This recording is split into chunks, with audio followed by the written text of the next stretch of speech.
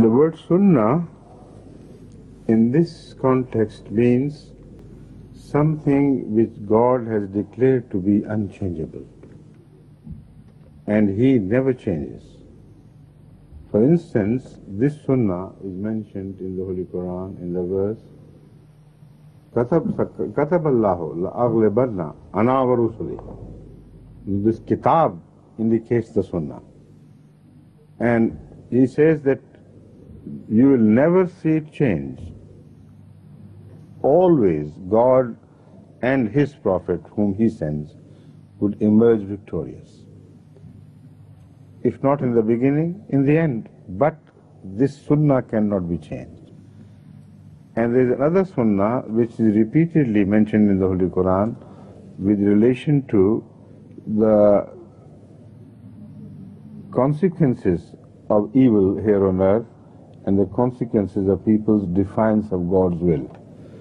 They will always meet with punishment, if not here, in the hereafter, but they will not succeed in destroying Allah's message. However, whether the message is brought by a smaller prophet or a bigger prophet, this is irrelevant. Here they are treated equally by God. All messengers who have been rejected, whose message has been denied, and who have been treated with all sorts of inhuman acts, God declares that they will not be permitted by these animals to be wiped out. On the other hand, they are going to suffer, and it is they who will be ultimately wiped out from the face of earth.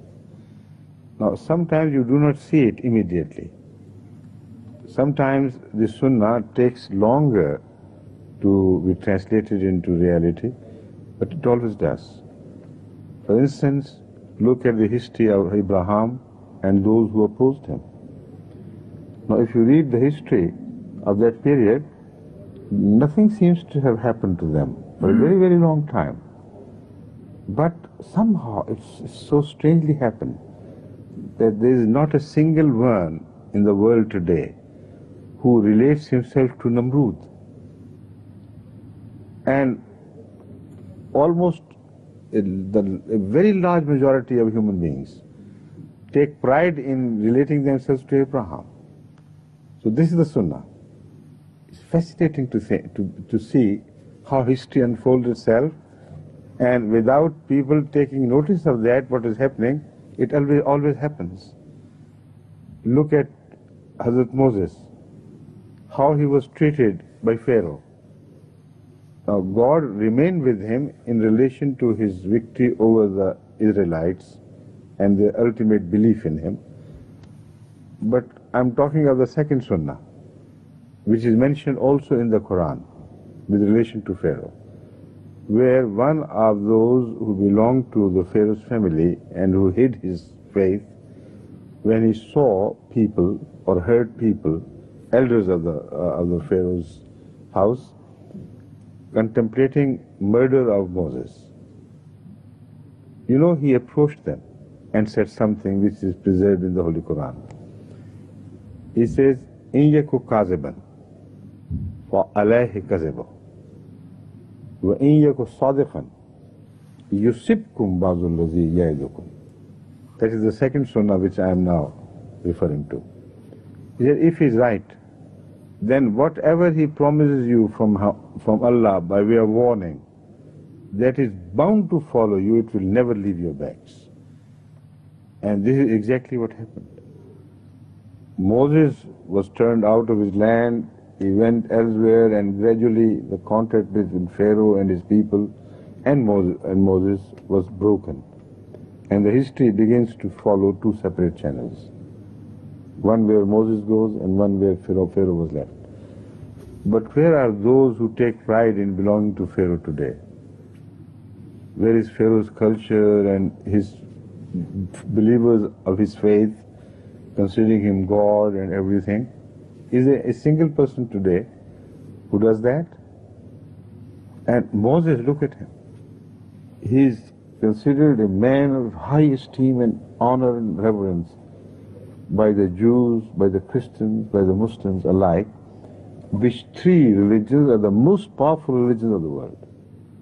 If the three unite, the rest of the world has no strength, no power against them.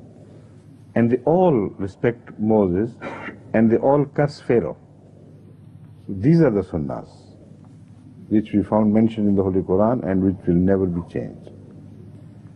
As far as ordinary laws of nature are concerned, they are not Sunnahs. They are laws of nature, and they are built in different tiers, one upon the other. Some laws are inferior to others. Some are superior to others. So the superior laws always defeat the inferior laws, despite the fact both are from God.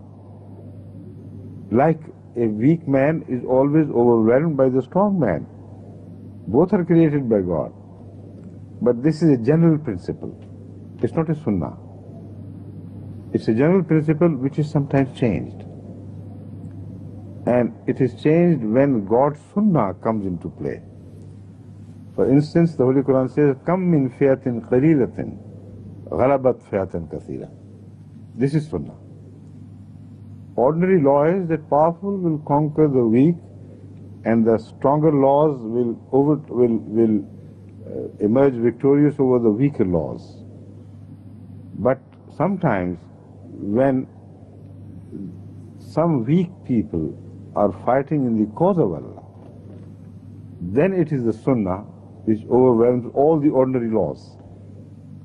And it is here, this phenomenon, which is mentioned in the verse which I have just quoted, "Kam min fiatin qalilatin ghalabat fiatan kathira." And this happened every time when Hadhrat Muhammad Rasulullah was attacked by his enemies. He was small in number, weak in force and provisions, yet God granted him victory over a much more powerful enemy. That is Sunnah. Yes, I just want one point.